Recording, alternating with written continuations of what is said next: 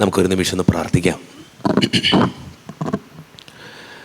കാരുണ്യവാനായ സ്വർഗീയ പിതാവേ, ഞങ്ങളുടെ പ്രാർത്ഥനകൾക്ക് ഉത്തരം തരുന്ന സ്വർഗീയ അപ്പച്ച, ഇന്ന് വരെ കാത്തു സൂക്ഷിച്ചതിനും ചേർത്ത് പിടിച്ചതിനൊക്കെ നന്ദി പറയാണ്. അങ്ങ് ഞങ്ങളുടെ കൂടെയുണ്ടെന്നറിയാം. ജീവിതത്തിൻ്റെ ഓരോ പ്രതിസന്ധികളും സങ്കടങ്ങളും വേദനകളൊക്കെ വരുമ്പോൾ അങ്ങ് കൂടെയുണ്ടെന്നുള്ള ഉറപ്പോടു കൂടെയാണ് ഞങ്ങൾ ജീവിക്കുക. പലതരത്തിലുള്ള ബുദ്ധിമുട്ടുകളുണ്ട്, സാമ്പത്തിക ഞെരുക്കങ്ങളുണ്ട്, മക്കളെക്കുറിച്ചും ജീവിതത്തെക്കുറിച്ചും കുടുംബത്തെക്കുറിച്ചൊക്കെ ഒത്തിരിയേറെ ആകുലതകളുണ്ട്. എല്ലാം നിൻ്റെ മുമ്പിലേക്ക് സമർപ്പിക്കുന്ന കർത്താവേ, ശബ്ദമുയർത്തി പറഞ്ഞേ ഹല്ലേലൂയ, ഹല്ലേലൂയ, ഹല്ലേലൂയ. അപ്പൊ ജീവിതത്തിൽ എപ്പോഴും ഓർക്കുക, കർത്താവ് പറഞ്ഞു വെച്ച വചനങ്ങള് ജീവിക്കാനുള്ള വചനങ്ങളാ, അല്ലാണ്ട് കൊണ്ടെടുക്കാനുള്ള വചനങ്ങളല്ല. നിന്റെ ജീവിതത്തിൻ്റെ എല്ലാ ഭാഗങ്ങളെയും സാംശീകരിക്കേണ്ട, പ്രഭാവം ചെലുത്തേണ്ട വചനങ്ങളാണ് കർത്താവ് പറഞ്ഞു വെച്ചേ. ആ വചനങ്ങൾ അനുസരിച്ച് ജീവിക്കുമ്പോഴാണ് നിങ്ങളുടെ ജീവിതത്തിന് അനുഗ്രഹവും കൃപയും അഭിഷേകവും ഒക്കെ കിട്ടുള്ളൂ കേട്ടോ. ഞാൻ എപ്പോഴും പറയുന്നൊരു കാര്യം, കർത്താവ് ഉണ്ടെങ്കിൽ നമുക്ക് മുന്നോട്ട് പോകാൻ പറ്റുള്ളൂ.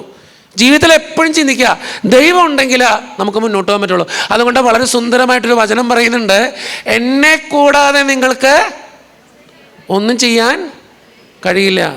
ജീവിതത്തിൽ എപ്പോഴും ഓർക്കണത്, കർത്താവിനെ കൂടാതെ നമുക്കൊന്നും ചെയ്യാൻ പറ്റില്ല. നിങ്ങൾ എന്തോരം നേടിയാലും എന്തോരം സമ്പാദിച്ചാലും എന്തൊക്കെ വാങ്ങിച്ചു കൂട്ടിയാലും എത്രയൊക്കെ സ്വത്ത് നേടിയാലും നിങ്ങൾ ചിന്തിക്കണം, കർത്താവ് ഉണ്ടെങ്കിൽ മക്കളെ മുന്നോട്ട് പോകാൻ പറ്റുള്ളൂ.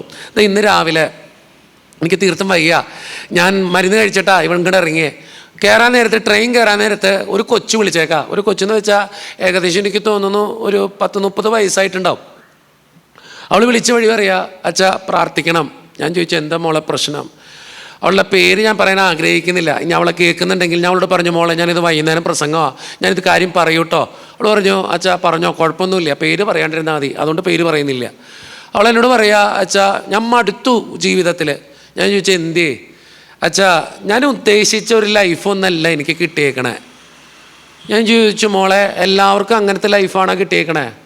അത് ഞാൻ പറയണില്ല അച്ഛാ, പക്ഷെ ഞാൻ ഉദ്ദേശിക്കണ പോലെ ഒന്നും ഒരു കാര്യവും എൻ്റെ ജീവിതത്തിൽ നടക്കണില്ല. ഞാൻ ചോദിച്ചു, എന്തേ അങ്ങനെ പറയാൻ കാരണം? അച്ഛാ ഞാൻ ഉദ്ദേശിച്ച ഒരു ഭർത്താവിനെ അല്ലേ എനിക്ക് കിട്ടിയേ, ഞാൻ ഉദ്ദേശിച്ച ഒരു കൊച്ചിനും 2 മക്കളെയല്ലേ എനിക്ക് തമ്പുരാൻ തന്നെ. എനിക്ക് എന്തി അച്ഛാ ഇങ്ങനെ? ഞാനൊരു ജോലിക്ക് പോകാൻ ഒത്തിരി ആഗ്രഹിക്കുന്നുണ്ട്, കിട്ടിയിട്ടില്ല. ഞാൻ എന്തിനച്ഛാ പ്രാർത്ഥിക്കണേ? ഞാൻ ആ കൊച്ചിനോട് ചോദിച്ചു, മോളെന്ത് ഇങ്ങനെ സംസാരിക്കണേ എൻ്റെ അടുത്ത്? ഞാൻ ചോദിച്ചു, മോള് പ്രാർത്ഥിക്കാറുണ്ട്? അച്ഛാ ഞാൻ ഒത്തിരി പ്രാർത്ഥിച്ചിരുന്ന ആളാണ്, പക്ഷെ ഇപ്പം എനിക്ക് പ്രാർത്ഥിക്കാൻ പറ്റണില്ല. ഞാൻ അവളോട് ചോദിച്ചു, മോളെ നീ എല്ലാ ദിവസവും പ്രാർത്ഥിക്കാറുണ്ട്? ഇല്ല അച്ഛാ, പണ്ട് നന്നായിട്ട് പ്രാർത്ഥിച്ചിരുന്നതാ, നന്നായിട്ട് വിശ്വസിച്ചിരുന്നതാ, പിന്നെ എന്തേ നീ ഇപ്പോൾ പ്രാർത്ഥിക്കാത്ത? അച്ഛാ എനിക്ക് ഒന്നും നേടാൻ പറ്റാതെ വന്നു കഴിഞ്ഞപ്പോൾ ഞാൻ തീരുമാനിച്ചു, ഞാൻ പ്രാർത്ഥന നിർത്തിയേക്കാം. എന്തിനാ പ്രാർത്ഥിച്ചിട്ട്? എന്തിനാ ഇങ്ങനെ ജീവിച്ചിട്ട്? എന്തിനാ ബൈബിൾ വായിച്ചിട്ട്? എന്തിനാ ദൈവത്തിൻ്റെ മുമ്പിൽ പോയി നിന്നിട്ട്? നിങ്ങളും ചിന്തിക്കുന്ന ഒരു ചോദ്യമാണ്, ശരിയല്ലേ? ഞാൻ അവളോട് കുറേ നേരം ഇങ്ങനെ സംസാരിച്ചു. എന്നിട്ട് അവളോട് പറഞ്ഞ കാര്യമാണ് നിങ്ങളോട് പറയാം. ഞാൻ പറഞ്ഞു, മോളെ നമ്മൾ പ്രാർത്ഥിക്കുന്ന എല്ലാ കാര്യങ്ങളും നടക്കാൻ വേണ്ടിയിട്ടാണോ? ഓ എൻ്റെ കർത്താവേ, നമ്മൾ പ്രാർത്ഥിക്കുന്നത് എല്ലാ കാര്യങ്ങളും നടക്കാൻ വേണ്ടിയിട്ടാണോ? ആണോ? നിങ്ങൾക്ക് ഉറപ്പുണ്ടോ നിങ്ങൾ പ്രാർത്ഥിക്കുന്ന എല്ലാ കാര്യം കിട്ടുമെന്ന്? കിട്ടുമോ? പ്രാർത്ഥിക്കുന്ന എല്ലാ കാര്യത്തിനും ഉത്തരം കിട്ടുന്നുള്ളൊരു കൈവക്കേ. 2 പേര്, സന്തോഷം കേട്ടോ. 3 പേര്. ആ കൊച്ചു എന്നറിഞ്ഞിട്ട് പൊക്കിയതാണോ? എന്തെങ്കിലും ആവട്ടെ, അവള് എല്ലാവരും ആരും പൊക്കാത്തപ്പോൾ പൊക്കിയതാ, എന്തെങ്കിലും ആവട്ടെ.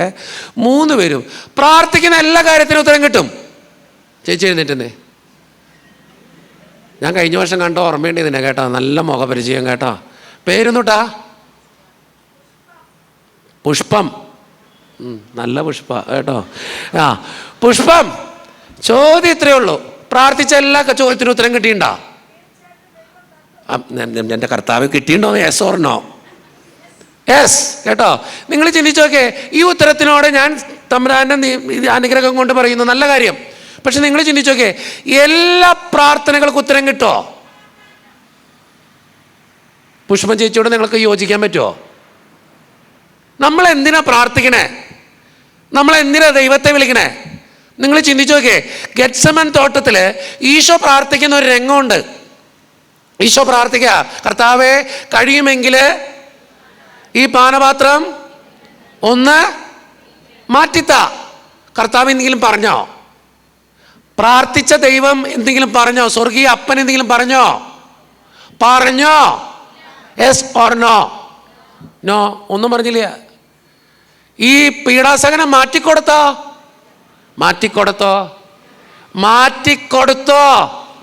ഇല്ല. അപ്പൊ പ്രാർത്ഥനയ്ക്ക് ഉത്തരം കിട്ടോ? ചിലപ്പോഴൊക്കെ പുഷ്പം കൈകൊണ്ടൊക്കെ കാണിക്കണ്ടേ, എന്തോ കാണിക്കണ്ടേ, എന്തോ പുഷ്പം ഇരുന്നോ? Thank you. പുഷ്പം സൂപ്പറാന്ന് എനിക്കറിയാം കേട്ടോ. പുഷ്പം പ്രാർത്ഥിച്ച എന്തൊക്കെയാലും കർത്താവ് അനുഗ്രഹിക്കുമെന്ന് എനിക്ക് ഉറപ്പാ. കാരണം ചിലർ പ്രാർത്ഥിച്ച കൃത്യമായിട്ട് ഉത്തരം കിട്ടും. നിങ്ങൾ തമാശ വരേണ്ട കാര്യമൊന്നുമില്ല. ചിലപ്പോൾ പുഷ്പം അതുപോലെ പ്രാർത്ഥിക്കുന്ന ഒരാളായിരിക്കും, അതുകൊണ്ടായിരിക്കും കർത്താവ് ഉത്തരം കൊടുക്കണേ. സത്യമാ. പക്ഷെ നിങ്ങൾ ചിന്തിച്ചു നോക്കേ, ഈശോനാഥൻ തൻ്റെ പീഡാനുഭവത്തിന് മുമ്പ് സ്വർഗീയ പിതാവിനോട് പ്രാർത്ഥിക്കുന്ന ഒരു രംഗമുണ്ട് ഗെത്സമൻ തോട്ടത്തിൽ. കർത്താവേ കഴിയുമെങ്കിൽ ഈ പാനപാത്രം ഒന്ന് മാറ്റിത്താ. ഉത്തരം കൊടുത്തില്ല. പിന്നീട് വചനം വായിക്കുമ്പോൾ നമ്മൾ തിരിച്ചറിയേണ്ട ഒരു കാര്യം, അവനോട് ഉത്തരമൊന്നും പറയാത്ത കർത്താവ് അവൻ്റെ പ്രാർത്ഥന കേട്ട് എന്താ അയച്ചു എന്ന് പറയണേ? ദൂതന്മാരെ അയച്ചു എന്ന് പറയണേ അവനെ സഹായിക്കാൻ. നിങ്ങൾ ചിന്തിച്ചു നോക്കേ, നമ്മൾ പ്രാർത്ഥിക്കണത് എന്തിനാ? നമ്മുടെ കഷ്ടപ്പാടുകൾ മാറാൻ വേണ്ടിയിട്ടാണോ? നല്ല കാര്യം, മാറും കേട്ടോ, ഇല്ലാന്നൊന്നും അച്ഛൻ പറയില്ല. നല്ല കാര്യം, പ്രാർത്ഥിക്കണം, വേണ്ടെന്നല്ല. പ്രാർത്ഥനയ്ക്ക് ശക്തിയുണ്ട്, വേണ്ടെന്നല്ല. പക്ഷെ ഞാൻ പറയുന്ന കാര്യം എന്നറിയോ? നമ്മൾ പ്രാർത്ഥിക്കണതിനാ. ജീവിതത്തിൽ എപ്പോഴും ചിന്തിക്കേണ്ട കാര്യം അത്. നമ്മൾ പ്രാർത്ഥിക്കണതിനാ. ജീവിതത്തിൽ എപ്പോഴും ഓർക്കുക, നമ്മൾ പ്രാർത്ഥിക്കണെന്തിനാണെന്നറിയോ?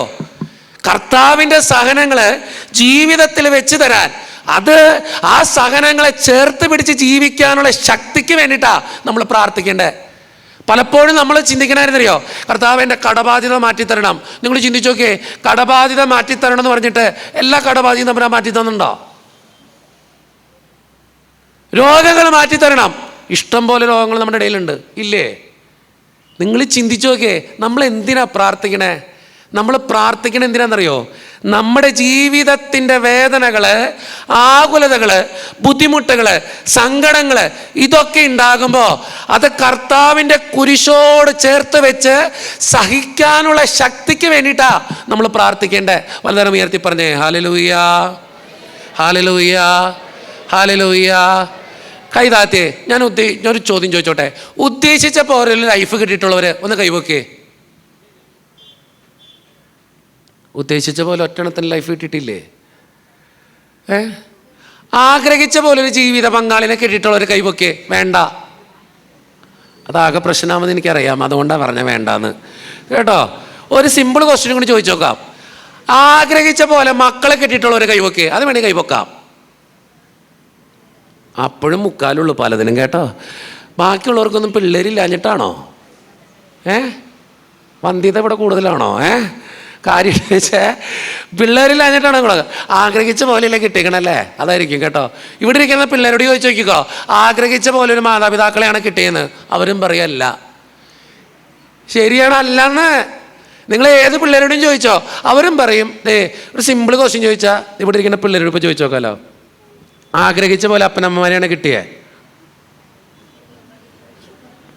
ഗായക സംഘത്തിലെ പിള്ളേർ പറയണില്ല.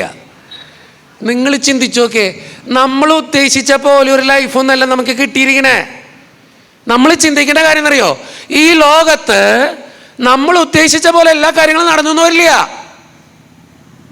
നമ്മൾ പ്രാർത്ഥിക്കണ പോലെ എല്ലാ കാര്യങ്ങളും കിട്ടിയെന്ന് വരില്ല. നമ്മൾ ചിന്തിക്കണ പോലെ എല്ലാ കാര്യങ്ങളും നടന്നു എന്നോ അല്ലെങ്കിൽ നമ്മൾ വിചാരിക്കണ പോലെ ആ കാര്യം സാധിച്ചു എന്നോ വരില്ല. നിങ്ങൾ കാര്യം നടക്കാനാണോ പ്രാർത്ഥിക്കേണ്ടത്? ആണോ? എൻ്റെ കൊച്ചിൻ്റെ കടബാധ്യത മാറാനാണോ പ്രാർത്ഥന? എൻ്റെ കല്യാണം നടക്കാനാണോ? എൻ്റെ കൊച്ചിൻ്റെ കല്യാണം നടക്കാനാണോ കടബാധ്യത എൻ്റെ പ്രാർത്ഥിക്കേണ്ടേ? ചിന്തിച്ചു നോക്കിയേ. അല്ലടോ, നമ്മൾ പ്രാർത്ഥിക്കണമെന്നറിയോ? നമ്മുടെ ജീവിതത്തിലെ കുരിശുകളെ, വേദനകളെ, സഹനങ്ങളെ കർത്താവിനോട് ചേർന്ന് നിന്ന് സഹിക്കാനുള്ള ത്രാണിക്ക് വേണ്ടിയിട്ടാണ് പ്രാർത്ഥിക്കേണ്ടത്.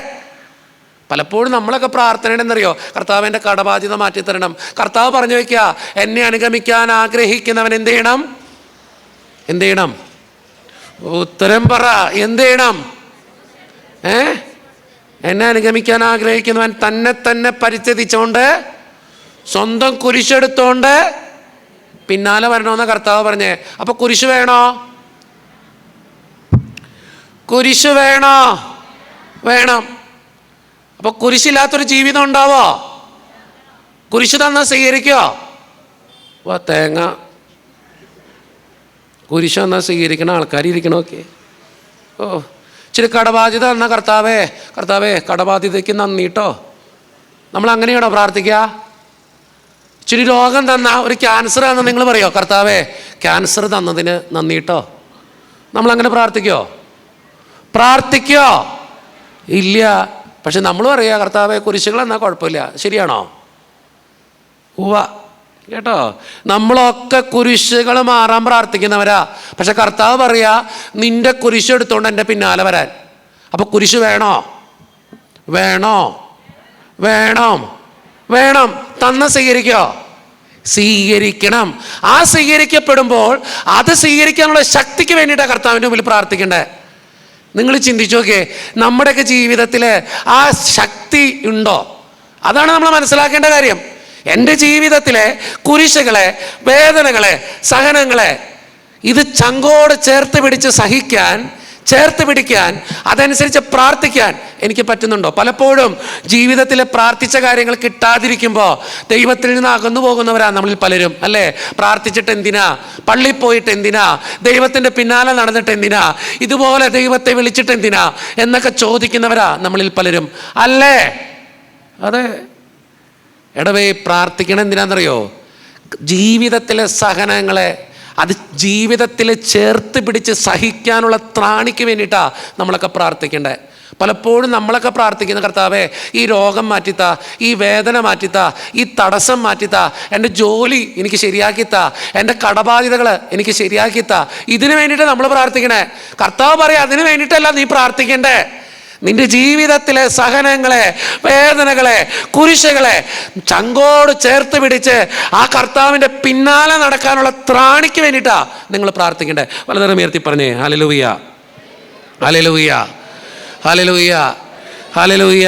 അപ്പോൾ ജീവിതത്തിൽ നിങ്ങൾ എപ്പോഴും ചിന്തിക്കുക, നമ്മൾ ഉദ്ദേശിച്ച പോലെ പല കാര്യങ്ങളും നടന്നൊന്നും വരില്ല.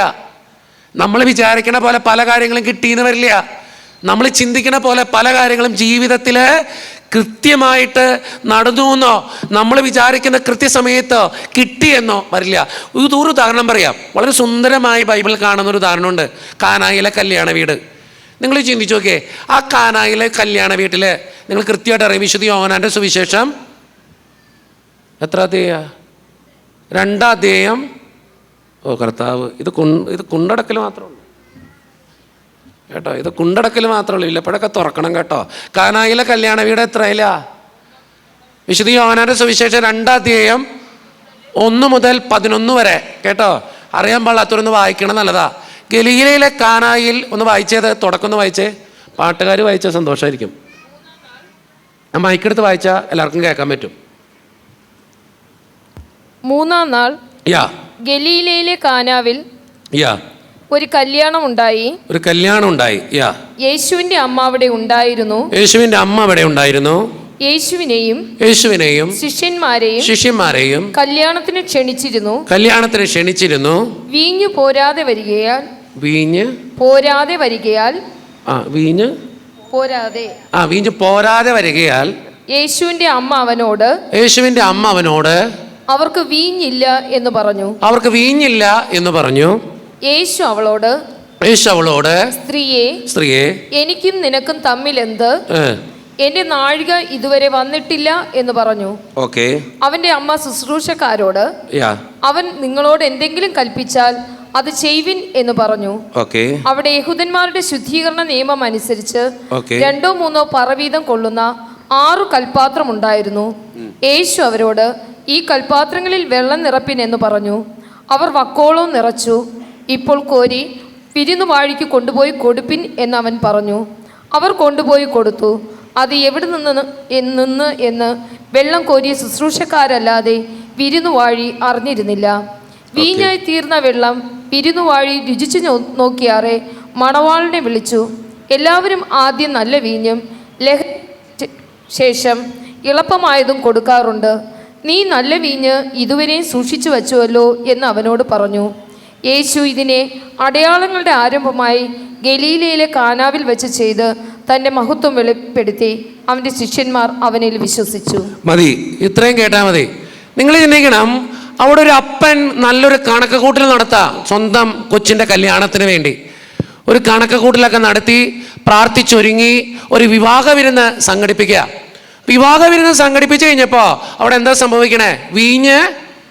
വീഞ്ഞ് തീർന്നു പോയി. നിങ്ങൾ ചിന്തിക്കണം, ഉദ്ദേശിച്ച കാര്യം നടന്നിട്ടില്ല. നമ്മൾ മനസ്സിലാക്കേണ്ട കാര്യം എന്നറിയോ?